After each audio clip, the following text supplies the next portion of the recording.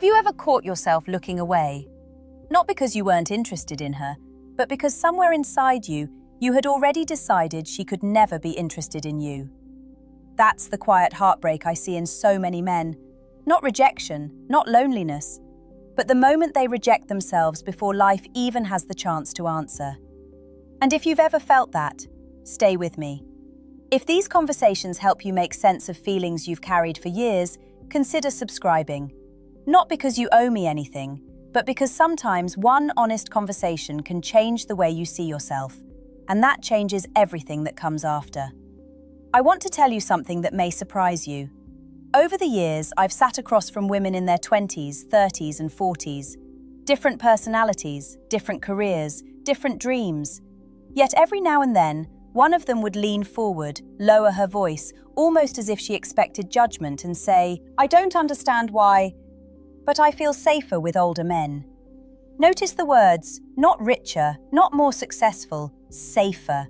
That's a very different conversation, because despite what the internet loves to argue about, attraction rarely grows from a checklist.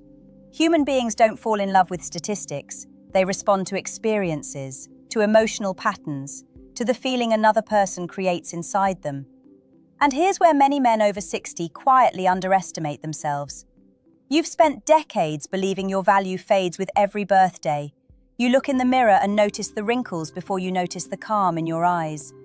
You hear your knees complain when you stand up, so you assume nobody could ever notice your patience, your steadiness, your ability to stay composed when life becomes difficult. But younger women don't experience you the way you experience yourself. That's the first uncomfortable truth. You wake up carrying every year you've lived. She meets only the man standing in front of her. She doesn't see your fears unless you hand them to her. She doesn't hear your inner critic unless it starts speaking through your behavior. Psychology has taught me something fascinating. People are rarely attracted to confidence itself. They're attracted to emotional predictability. Think about that for a moment. Imagine spending time with someone whose mood changes every hour. One compliment makes him feel invincible. One delayed text makes him panic. One disagreement becomes a personal crisis. Being around that kind of emotional instability is exhausting, regardless of age. Now imagine someone different. He doesn't rush. He listens before speaking. He doesn't need to dominate every conversation. He isn't trying to impress everyone in the room. There's something almost peaceful about him. That feeling creates emotional space, and emotional space is where attraction often begins. But here's the mistake many older men make. They hear this and immediately think they have to become mysterious, silent, unreachable. No, that's performance. Real emotional stability isn't pretending you don't care. It's caring, without losing yourself. Those are two completely different things. I've watched men in their 60s apologize for their age before a conversation even starts, almost joking. "You probably want someone younger. I know I'm old. I'm from another generation." They laugh, but their eyes don't. Those little comments seem harmless, yet psychologically, they communicate something powerful. They tell the other person how you already see yourself. Confidence isn't convincing someone you're valuable. Confidence is refusing to argue against your own value. And here's something that many younger women rarely say out loud. Constant emotional chaos gets tiring. Drama looks exciting in movies. It feels exhausting in real life. Many women eventually begin craving conversations that don't feel like competitions. Moments where silence isn't awkward. A man who isn't constantly checking whether he's winning. Someone who knows who he is, even if the world doesn't applaud him every day. Now, before anyone misunderstands me, this isn't about claiming younger women prefer older men. People are individuals, not stereotypes. Many prefer partners close to their own age, and that's completely natural. Others find themselves drawn to someone older because of shared values, emotional maturity, life experience, or simply a unique connection they never expected. Attraction isn't a rulebook. It's deeply personal. But the stories I remember most aren't about age. They're about presence. One woman once described the difference in a way I'll never forget. She said, "When I was with younger men, I always felt like I needed to prove I was enough. When I was with him, I felt like I could finally breathe. She wasn't talking about his birthday. She was talking about the emotional atmosphere he created. And that is where this conversation truly begins. Because the biggest advantage an older man can have isn't hidden in grey hair, experience, or success. It's something much quieter, something most people overlook. And strangely enough, it becomes visible only after you've stopped trying so hard to prove that. There is something I wish more men understood before they spend another year trying to become more attractive. Sometimes, the thing pushing people away isn't your age. It's the quiet desperation to escape it. I know that's difficult to hear, because society constantly reminds men that youth is the prize. Every advertisement, every movie, every social media feed whispers the same message. Stay young, look younger, act younger, compete with younger men. After hearing that for years, it's easy to believe that your greatest challenge is getting older. But when I listen carefully to younger women talk about the older men they genuinely admire, they almost never begin with appearance. They begin with how they felt. I never felt judged. I could relax. He made me feel heard. He wasn't trying to impress me every second. Do you notice the pattern? They're describing emotional experiences, not physical features. One afternoon, I was speaking with a woman in her late 20s. She had recently ended a relationship with someone close to her own age.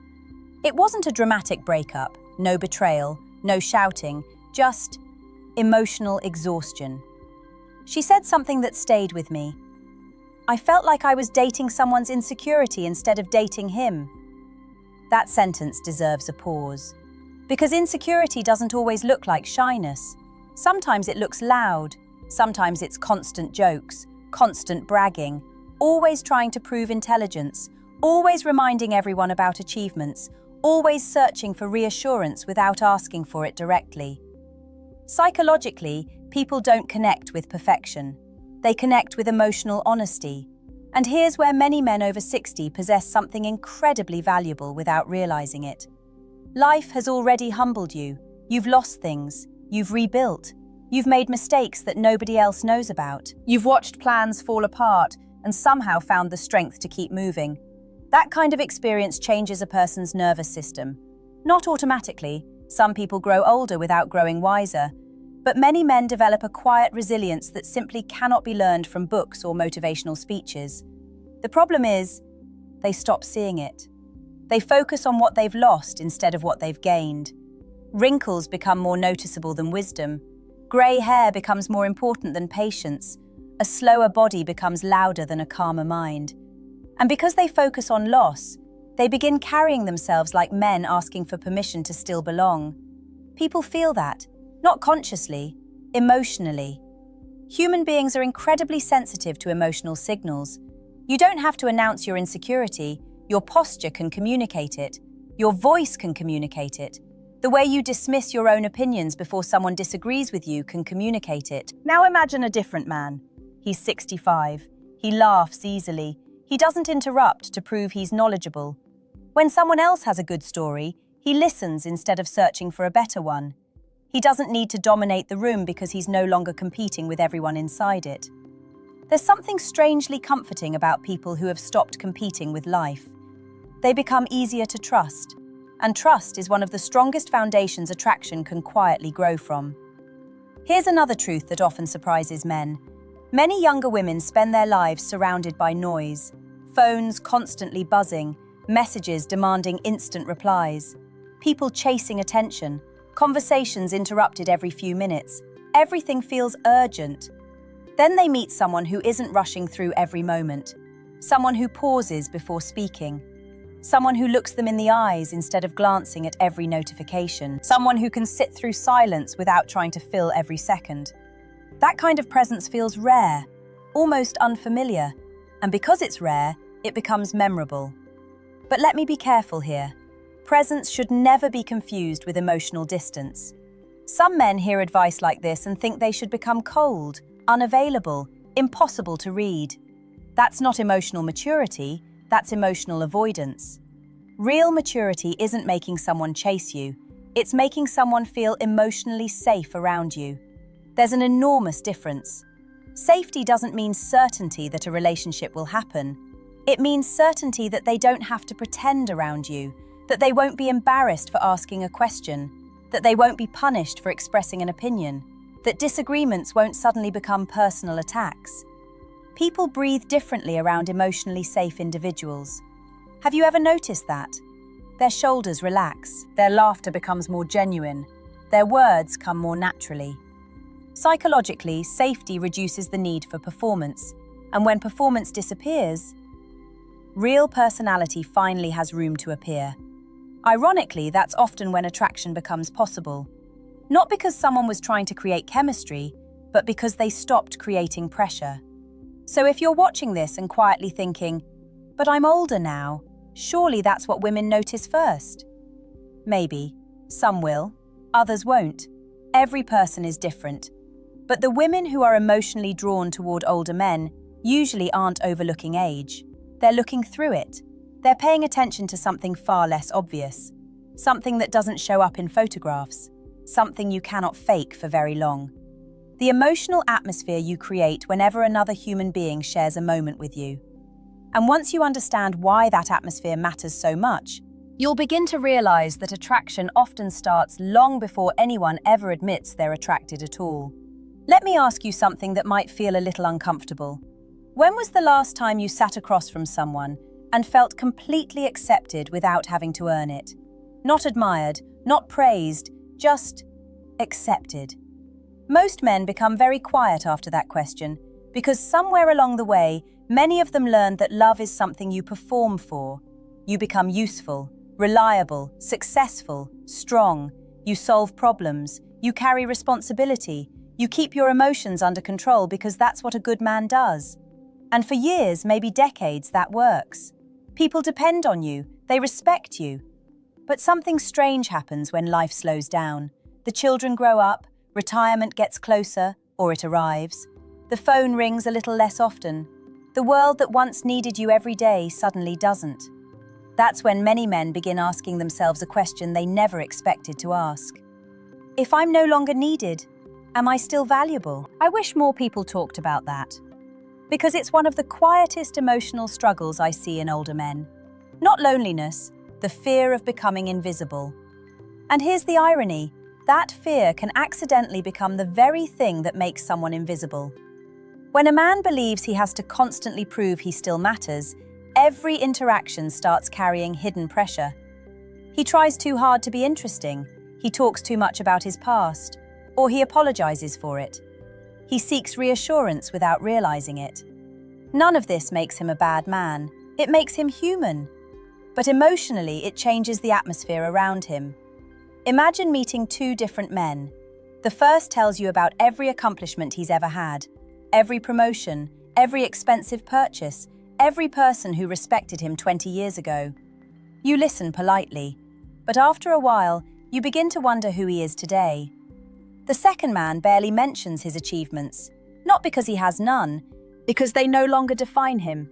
Instead, he's curious. He asks thoughtful questions. When you answer, he actually listens. He isn't waiting for his turn to speak. He's trying to understand. Do you know what happens psychologically when someone feels genuinely understood? Their nervous system relaxes. Their guard lowers. They begin revealing parts of themselves they usually keep hidden. That isn't manipulation. It's one of the deepest forms of human connection. And this is something many younger women quietly notice. There is an emotional confidence that often comes with age, not because birthdays create wisdom, but because experience teaches perspective. When you've lived through enough disappointment, you stop treating every disagreement like a disaster. When you've survived enough uncertainty, you stop panicking every time life doesn't go according to plan. When you've lost enough, you begin appreciating ordinary moments in a way younger people often haven't learned yet. That perspective is calming. Not flashy, not dramatic, calming. I remember speaking with a woman who described the older man she eventually fell in love with. She smiled before she answered, not because she was remembering grand romantic gestures. She said, "The first thing I noticed was that he never made me feel rushed." Such a simple sentence, yet think about what it means. He didn't rush conversations. He didn't rush trust. He didn't rush intimacy. He didn't rush decisions. She told me that being around him felt different from what she had experienced before. There was no invisible timer, no pressure to become someone she wasn't. She could simply exist. That's a powerful gift to offer another human being, because we live in a world where almost everyone feels like they're being evaluated. At work, online, even in relationships, people constantly wonder, am I interesting enough? Funny enough? Successful enough? Young enough? Attractive enough? Now imagine meeting someone who quietly communicates something different. You don't have to perform here. That feeling stays with people long after the conversation ends. But I also need to say something that many men don't want to hear. Some older men misunderstand maturity. They mistake it for control. They believe experience means always having the answers, always leading, always teaching, always correcting. That isn't maturity. That's ego wearing the mask of wisdom. Real maturity leaves room for curiosity. It understands that every person, no matter their age, has something to teach you. The older men who naturally attract respect aren't trying to become mentors to everyone they meet. They're simply comfortable being students of life. Even now, even after 60. There's something deeply attractive about a man who says, I hadn't thought about it that way, without feeling threatened, without feeling smaller, without needing to defend himself. Because emotional security isn't the absence of uncertainty. It's the ability to stay grounded while uncertainty exists. And perhaps that's the greatest misunderstanding of all. Many younger women who connect with older men aren't searching for someone who has life completely figured out. They're searching for someone who has made peace with the fact that nobody ever truly does. There's a quiet strength in that acceptance, a softness that isn't weakness, a confidence that doesn't need applause. And once that kind of confidence becomes part of who you are, people don't simply notice you. They remember how they felt when they were with you. And sometimes, that feeling becomes far more powerful than physical attraction ever could. There's something I want you to picture. Imagine a woman in her late 20s sitting in a crowded cafe. People are laughing, phones are lighting up every few seconds, conversations overlap, music plays in the background. Everything around her feels fast, almost restless. Then someone sits across from her. He doesn't rush to fill the silence. He doesn't immediately start talking about himself. He isn't checking his phone every minute. For a few moments, nothing extraordinary happens. And yet, she notices something she can't quite explain. She feels calmer. That may not sound romantic, but psychologically, it's incredibly important. Because attraction doesn't always begin with excitement. Sometimes it begins with relief. Relief from pretending. Relief from performing. Relief from feeling like every conversation is a competition. I've had women describe this feeling in different ways. One called it peace. Another called it feeling grounded. Someone else laughed and said, it was the first date where I didn't go home feeling emotionally tired. That answer stayed with me. Emotionally tired. Think about how many people leave conversations feeling exactly that. Not because anyone was cruel, but because both people were trying so hard to impress each other that neither one was truly present. Presence is becoming rare, and anything rare naturally becomes valuable. Now here's where I think many older men accidentally get in their own way. They assume they need to entertain, to prove they still have energy, to show they're still young at heart. So they force jokes that don't feel natural. They exaggerate stories. They try to keep up with trends they don't actually enjoy. They become a version of themselves that even they don't recognize. Can I tell you something? Most people can sense when someone is acting from fear instead of authenticity, not because they're experts in psychology, because human beings are surprisingly good at noticing emotional tension. The voice becomes slightly different. The smile stays a little too long. The conversation feels rehearsed. It isn't convincing. It's exhausting. Real confidence sounds quieter than most people expect. It isn't constantly announcing itself. It doesn't walk into every room demanding attention. It simply feels comfortable being there.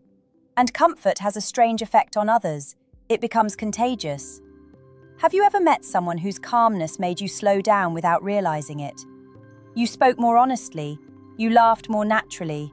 You stopped editing every sentence before saying it. That's emotional regulation. And here's something interesting. Our nervous systems respond to the emotional state of the people around us. When someone is anxious, we often become more anxious. When someone is defensive, we instinctively become more guarded. But when someone is genuinely at ease with themselves, that calm can quietly spread. Not every time, not with every person, but often enough that people remember it. This is one reason some younger women describe feeling unexpectedly drawn towards certain older men. Not because those men are trying to create attraction, because they create emotional steadiness. There's an important difference. One woman once told me about a man in his 60s she met through mutual friends. She admitted she never expected to be interested in someone that much older than she was. In fact, she assumed they would have very little in common. But every time they spoke, she left feeling lighter. She finally asked herself why. Her answer wasn't what she expected. He never made every conversation about himself. Simple, yet incredibly rare. You see, people don't always remember your stories. They remember how much space they felt they had to tell their own.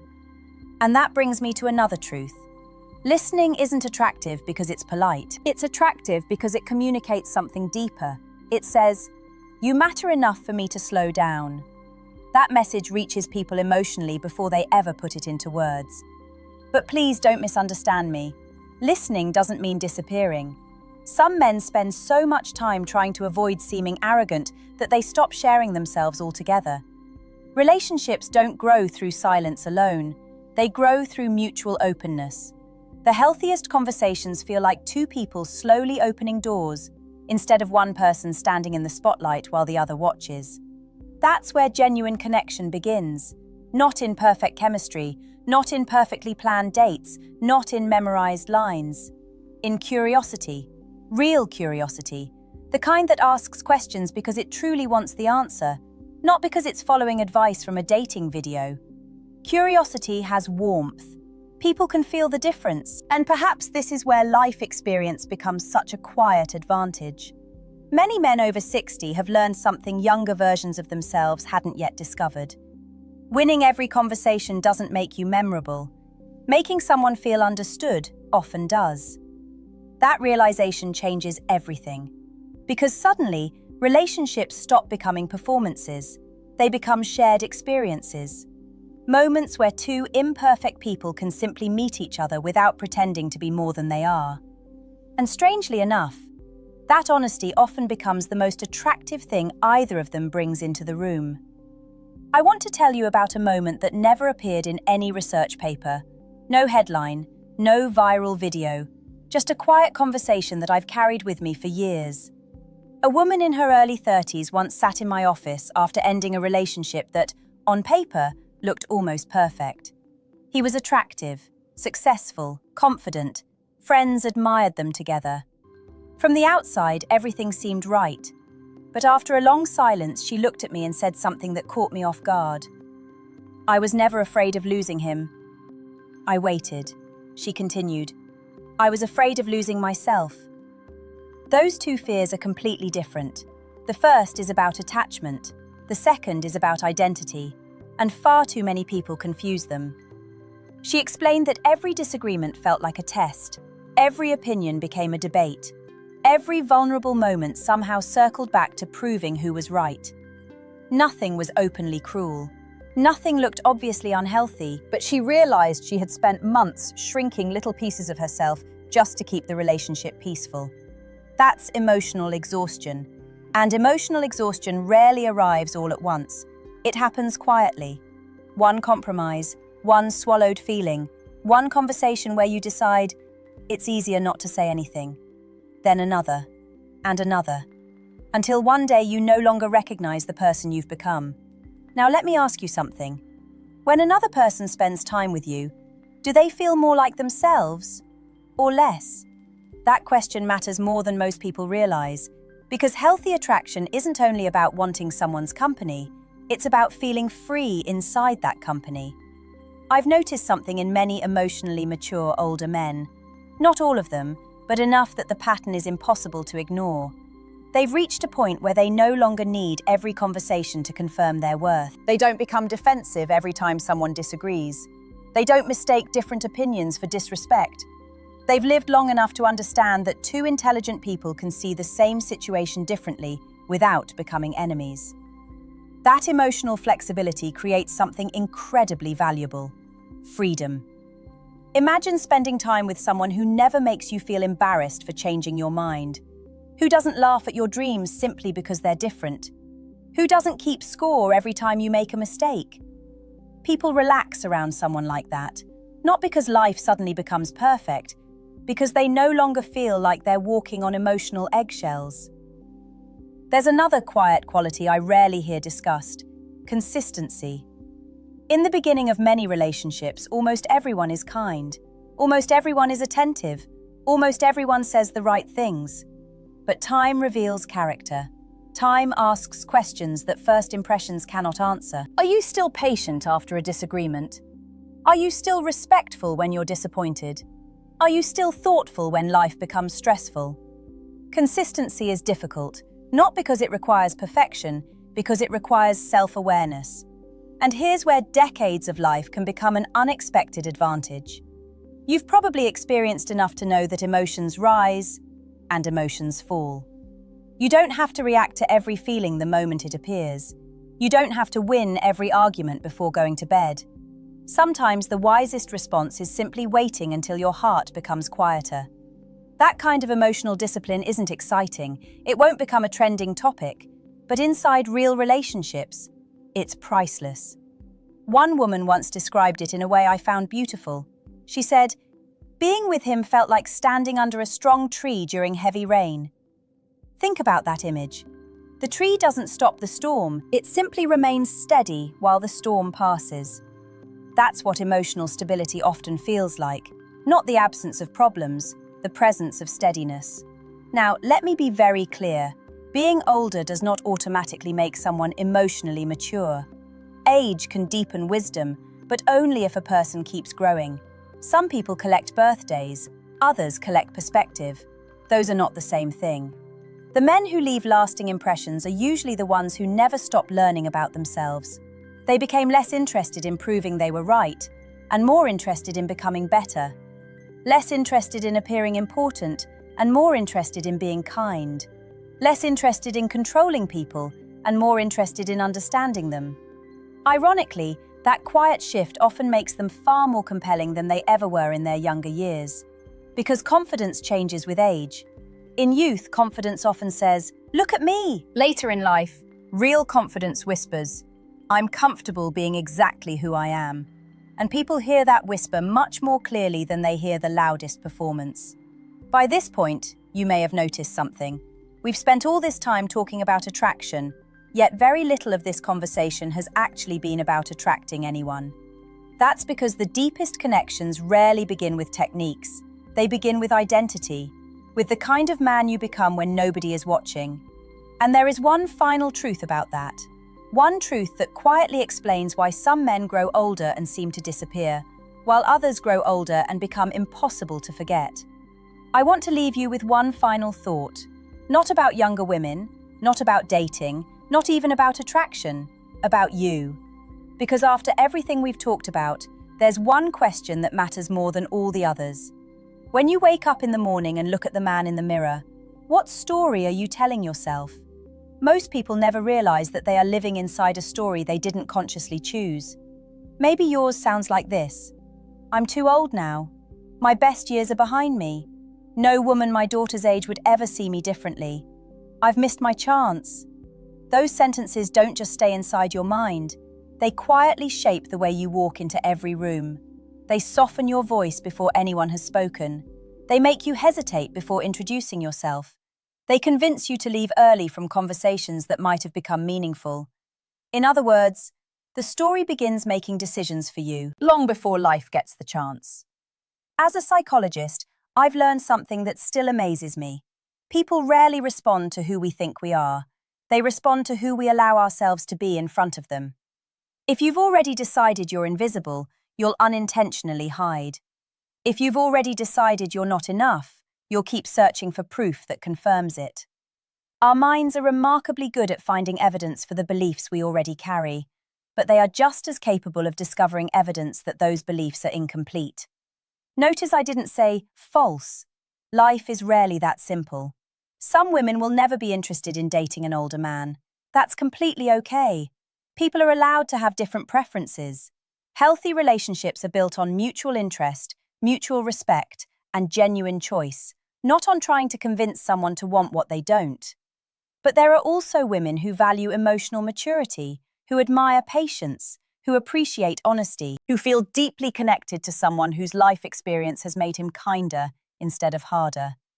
They exist, not because older men are automatically better, but because different people are drawn to different qualities.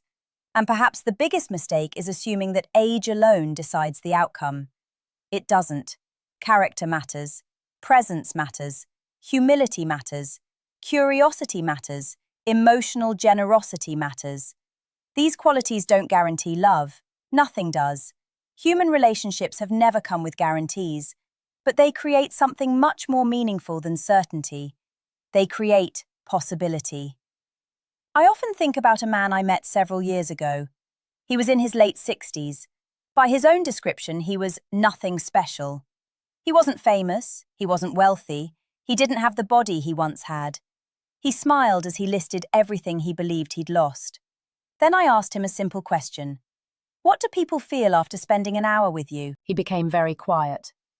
Weeks later, he came back and told me something beautiful. I stopped thinking about whether people liked me. He laughed softly. I started wondering whether they felt lighter after talking to me. That single shift changed the way he approached every relationship in his life. Not only romantic ones. Friendships became deeper. His family noticed he listened more. Old conversations became new again because he was finally present instead of performing. And perhaps that's what growing older offers us when we allow it.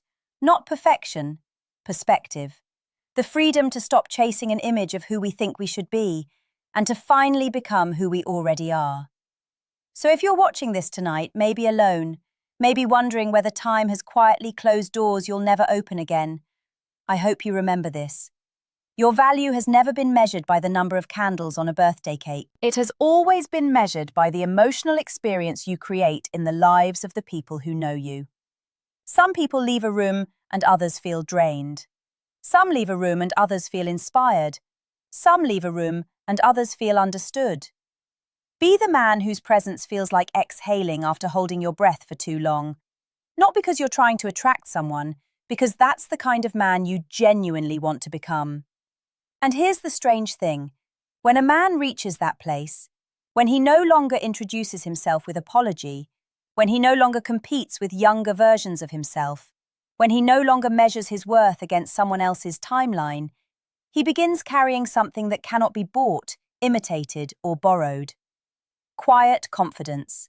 Not loud enough to demand attention, just steady enough to earn respect. And whether the connection that follows becomes a friendship, a romance, or simply a meaningful conversation, that quiet confidence has already given him something far more important. It has given him himself back. If this conversation stayed with you, don't let it end here. Share your thoughts in the comments. I'd love to know which part felt the most personal to you, because sometimes the words we finally say out loud are the ones that begin changing us from the inside out.